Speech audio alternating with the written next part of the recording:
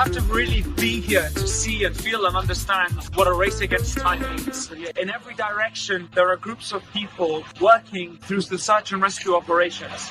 In that direction, there's a live search and rescue going on. The family members are sat by a fire. They've been saved. Underneath rubble is their loved ones. They're eagerly waiting to find out. You see everywhere around us, in each direction we look, there's destruction. There is consideration that this area, No Dege, will be completely destroyed because all of the buildings require a complete knockdown and start again because they're no longer safe. This has a population of 50,000 people, and the urgent support is needed to help shelter them, provide them with vital, life-saving assistance. We're doing what we have to. We're working around the clock, and we ask Allah subhanahu wa ta'ala to ease the suffering and to open our hearts. And we're asking you, please, brothers and sisters, give generously to help us support those who are most in need.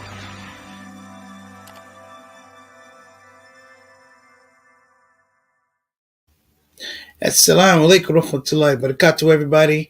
As you receive this, today is Wednesday. Today's show is pre-recorded for a couple of reasons, so I hope that you allow me to explain myself. One, I'm in travel. I'm en route. When you watch this, I will be in Amarillo, Texas, just landing. And I just felt like for all the dedicated viewers that watch the Shout-Out Show, I appreciate you. I thought today would be wonderful if we just took a little time, we stepped back, and I allow for all of us to get ready for Ramadan. Normally we do an hour show, but as you know, we do the 30 for 30. This is our fourth 30 for 30. Imagine that. We started during the pandemic, and here we are getting ready to do it again. So with those notes, and you saw the ad that came on for Islamic Relief for Turkey and Syria, please keep Turkey and Syria in mind with the earthquakes, but also keep in mind the social and psychological earthquakes that happened with Haiti and other areas around the country. And I look at this as an opportunity for spiritual renewal.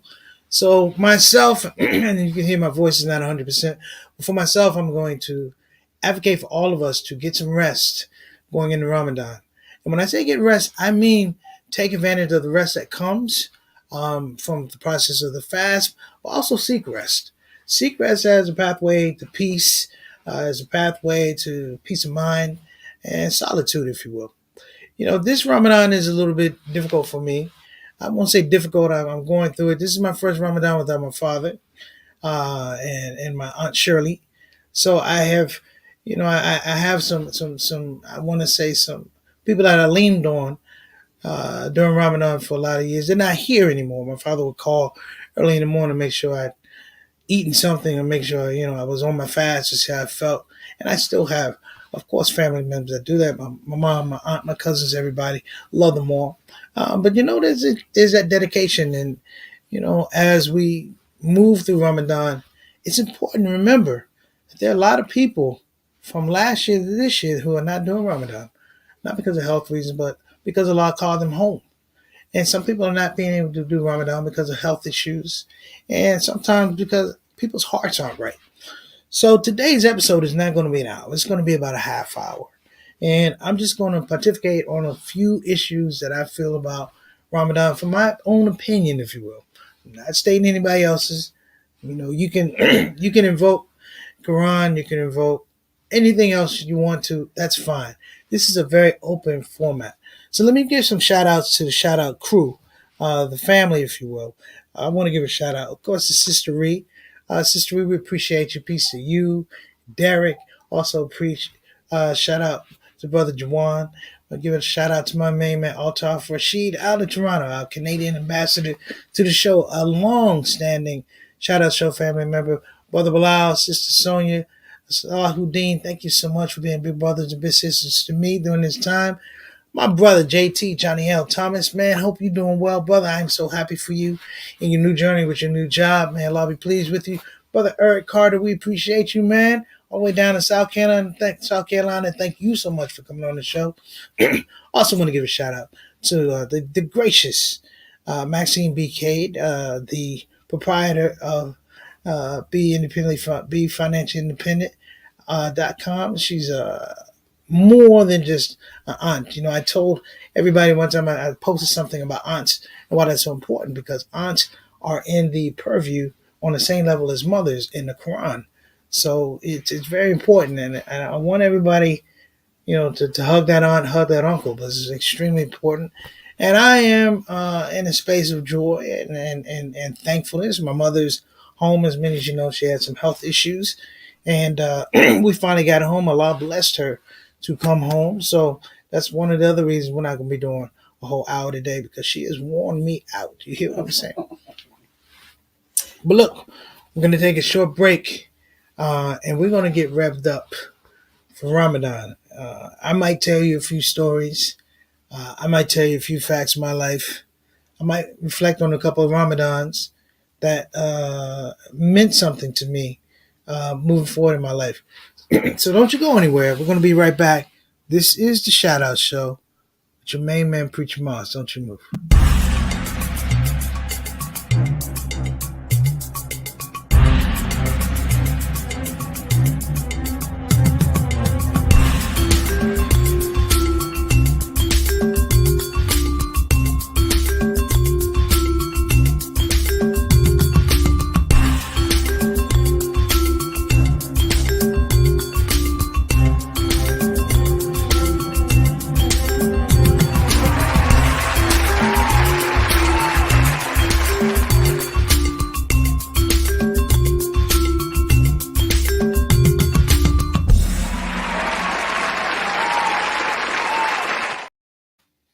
All right, we're back. So, as a part of this Ramadan, what I have decided to do, if at all possible, is during Ramadan, I'm actually going to visit the grave sites of some of my relatives.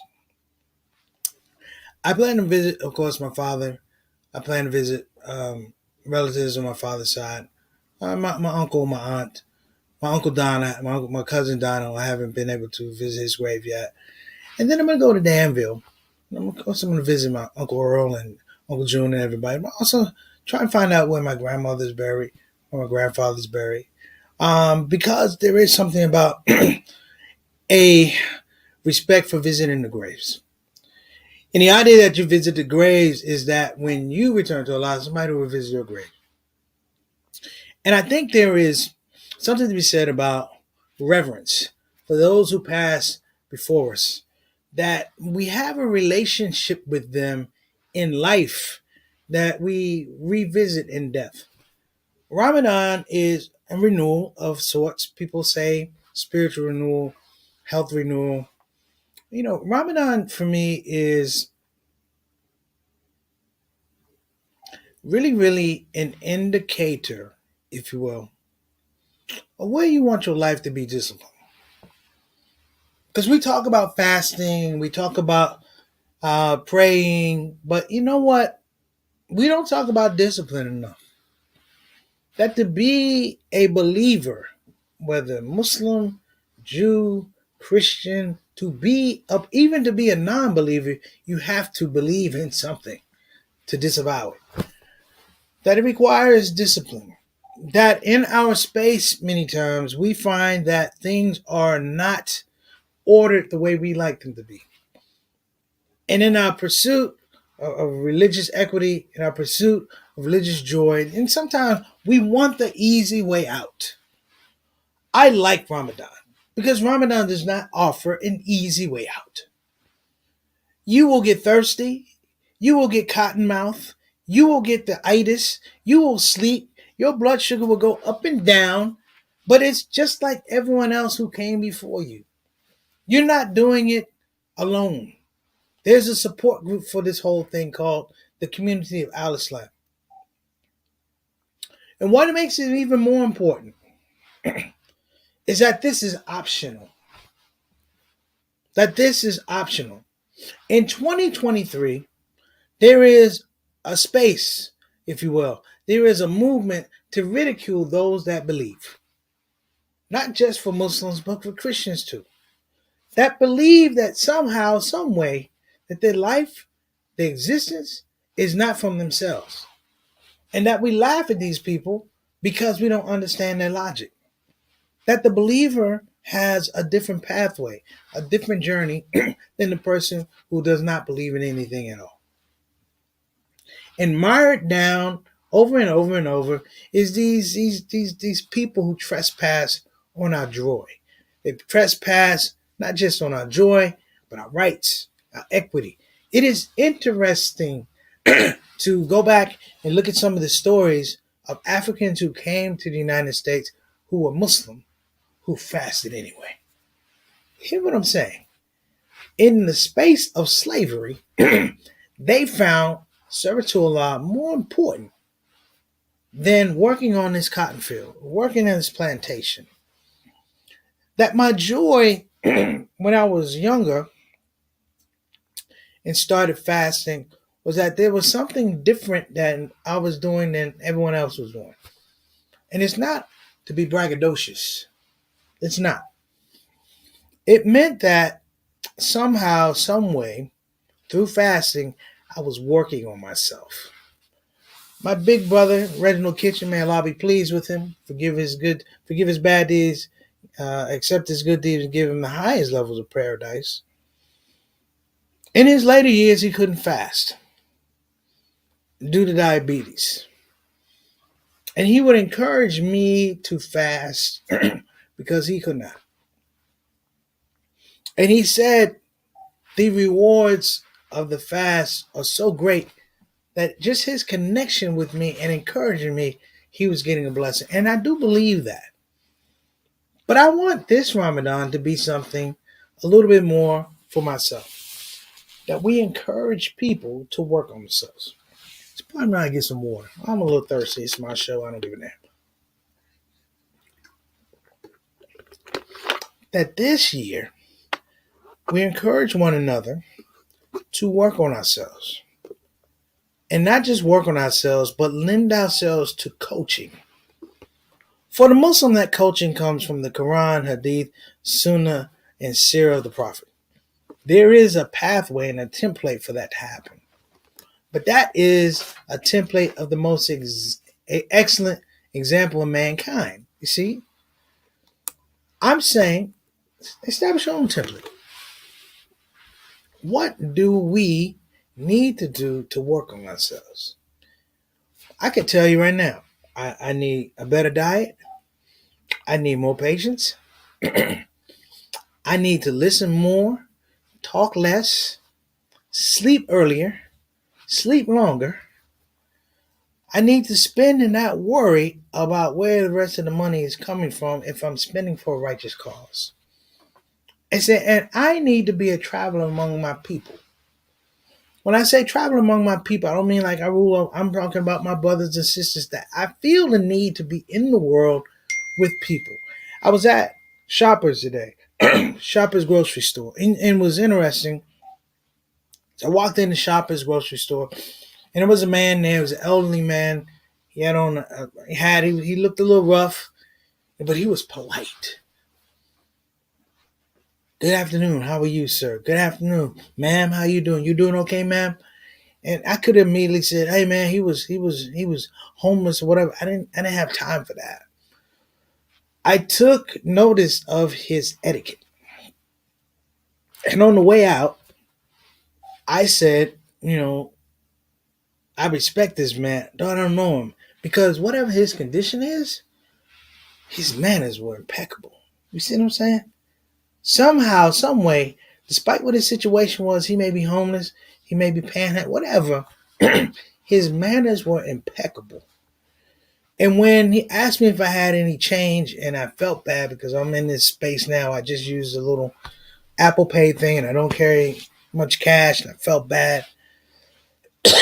And I told him, I said, I don't really have any money, sir. And he said, all right, he said, okay, pray for me. I said, I could do that for you. And even when I got to my mom's car, she normally has a couple bucks in the car. I tore it up. I couldn't find any napkins and spoons. And that's my laughing.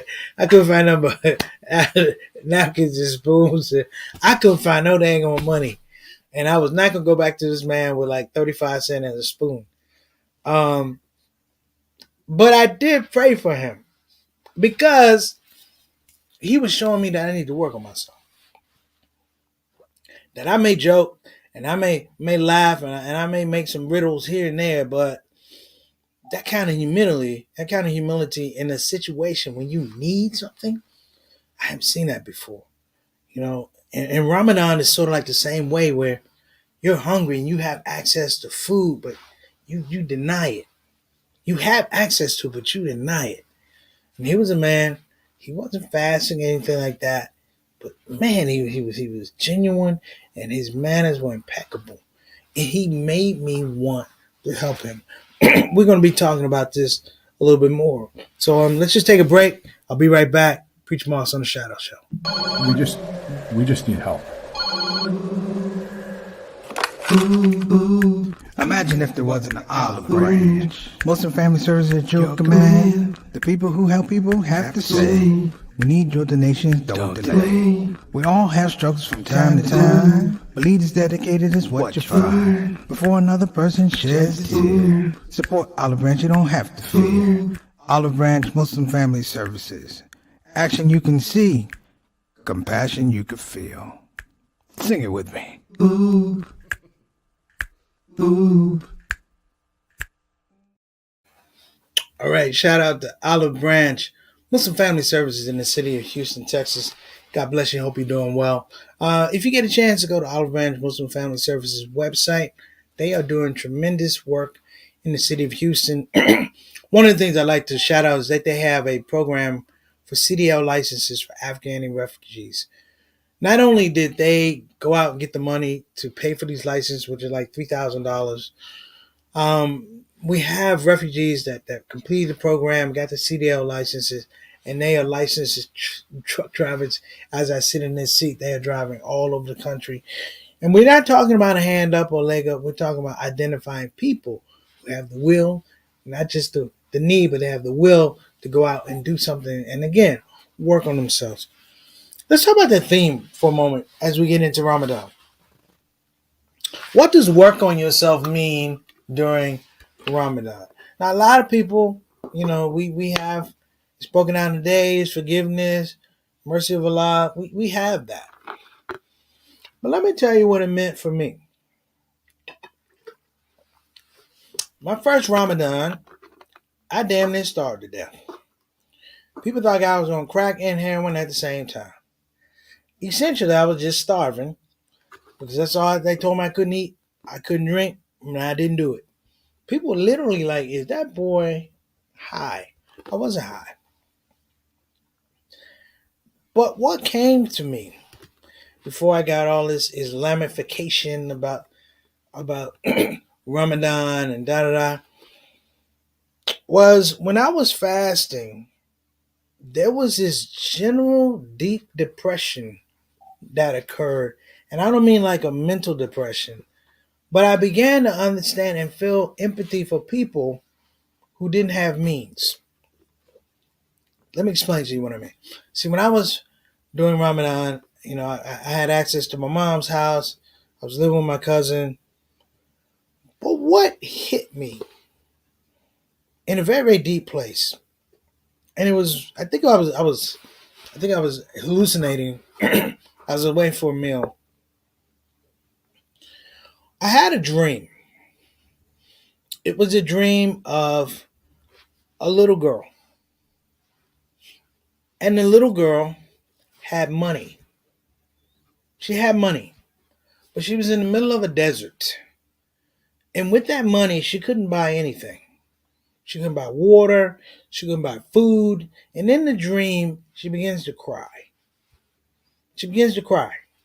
And from the water from her eyes, it falls into this desert. And it begins to grow fruit and vegetables and meat. It attracts animals. And she has this thing, and she has this dollar.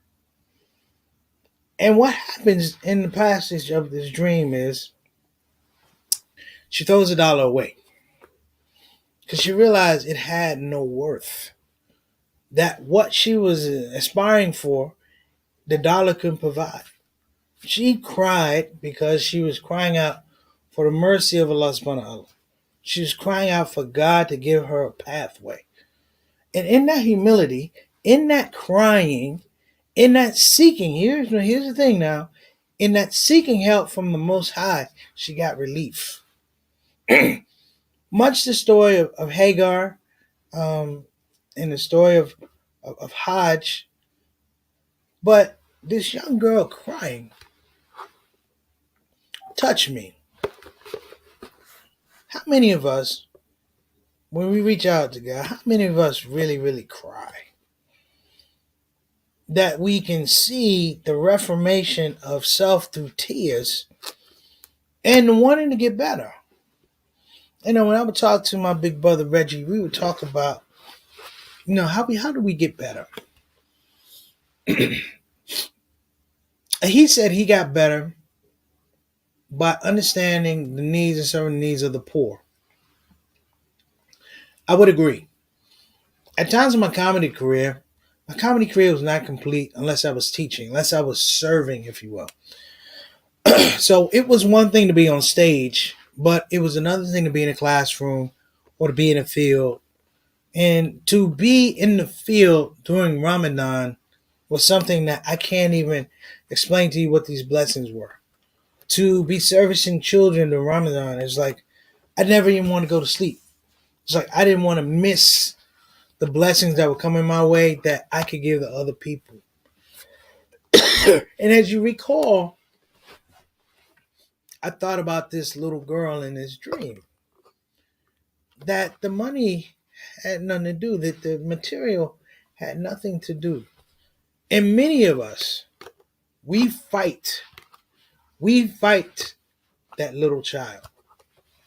We fight that little child. We think the money is going to give us, this material world is going to give us something, but we don't understand the nature, the essence, the virility of that little girl who cried. And all of us at some point in time have cried. And it reframes who we are. When my father passed, it was difficult because we had a very long relationship.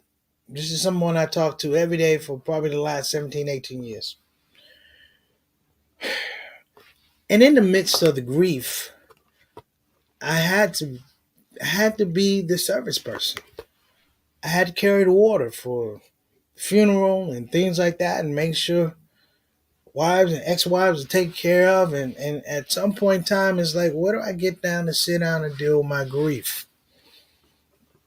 And I thought about that dream I told you. And my father, all parents do, our fathers and mothers, they hold a little space for all of us to be that little child. To be wrong, to be really, really wrong, to be loud, to be careless. But it's all in space because we can do it because we're loved. And when I thought about my dad, I thought about that dream I had about the little girl. And I don't want to say I cried like a little girl. Of course I cried. That's my main man. That's my dude. But I smiled. And I began to have a deeper understanding. I said, man, this may hurt right now. I said, but it doesn't underscore that I had two excellent parents. One is still here. I had excellent examples in my family. Aunts, uncles, cousins. And my dad used to always say, you've heard me say, he'll never get a job at Hallmark. He used to always say, ain't nobody going to get out of here alive. But it doesn't mean that you can't work on yourself. So as we begin to wrap up, brothers and sisters, and we're going to take this last break before we get to the spin, think about how you can work on yourself. Think about the little child in us that has that dollar. But when you look around, there's nowhere to spend it.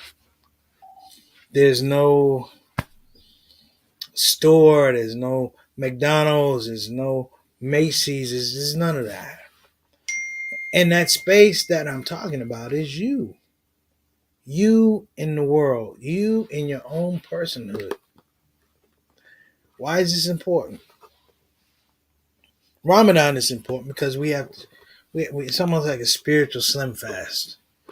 You got to get out of your own way. You got to get out of your own BS. But the thing I think is really important is this. I feel, and this is my opinion, I feel that this is the opportunity for us to cry and release. 365 days ago, we stopped Ramadan.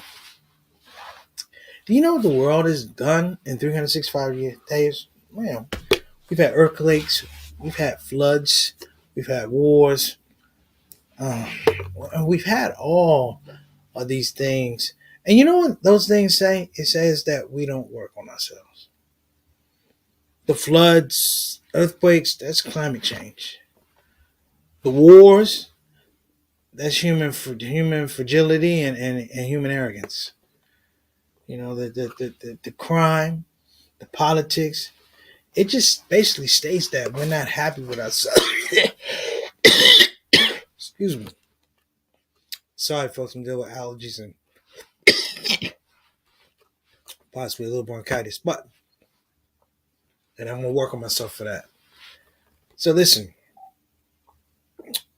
as we wrap, because I'm not going to hold you guys, I'm going to hope, because as you reach this, it'll be 6 to 7, Ramadan will be coming in. You'll be going to the masjid, inshallah, for Taraweeh prayers. But just think of that dream that I had. Interpret it on your own. You know, one thing about Ramadan is food, reflection, fasting. Fasting doesn't cost you anything. Doesn't cost you anything. It is a decision. Check this out, though. That's fasting. Starvation is a decision. Someone put in a space where people are going to be denied food. Some place along the line, there's an issue about accountability. Ramadan is about your own personal accountability. Of course, it's in a group structure, but it's about accountability. And I'm going to implore all of us, self-included, 3 words. Work on yourself. All right. That's it for me. I'm going to get out of here. I'm going to give me some water. Ramadan is right around the corner. Much love to you. The Ramadan 30 for 30 will start on Thursday. You will see me. We will be rolling along. And in advance, I'm going to tell everybody to please go to Permissible Laughter at Gmail. Make sure that you put in your email and your Zelle information because we're going to be doing a virtual iftar this year. Everybody remembers last year. I'm giving everybody $25 or I'm going to look back. I think it's $25, $30. So everybody can have their virtual iftar. If you don't want to do your virtual iftar, please donate it to one of your favorite causes or let it be a part of your zakat. All right? This is your boy Preacher Moss on a real scratchy throat. Much love to you. In advance, Ramadan Mubarak. Assalamu alaikum wa rahmatullahi wa barakatuh.